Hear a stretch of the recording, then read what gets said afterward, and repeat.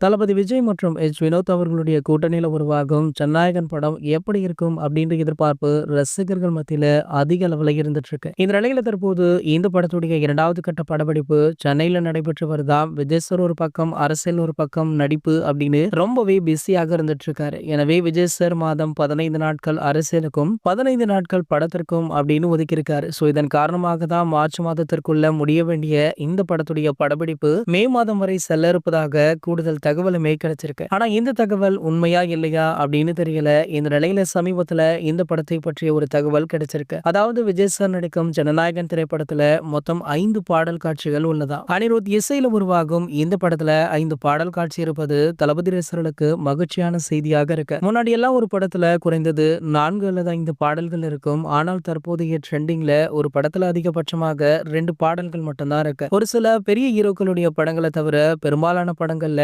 பாடல்கள் எண்ணிக்கை ரொம்பவே குறைவாக இருக்கு. இந்த சமயத்துல விஜய் சாருடைய கடைசி படமான ஜனநாயகன் திரைப்படத்துல 5 பாடல்கள் இருப்பதாக வந்த தகவல் கோலிவுட் ரசிகர்களை ரொம்பவே குஷிப்படுத்திருக்கு. குறிப்பாக விஜய் சார் படங்கள் அப்படின்னாலே அந்த படங்கள்ல இடம்பெறும் பாடல்களுக்கு அப்படின்னு தனி ரசிகர்கள் கூட்டமே இருக்கும். சார் ஓகே, இந்த படத்துடைய 5 பாடல்களுக்காக உங்களை யாரெல்லாம் அவளுடன் காத்துட்டு இருக்கீங்க அப்படின்றத கீழே உள்ள கமெண்ட் செக்ஷன்ல கமெண்ட் பண்ணிட்டு நம்ம சேனலை மறக்காம சப்ஸ்கிரைப் பண்ணிக்கோங்க.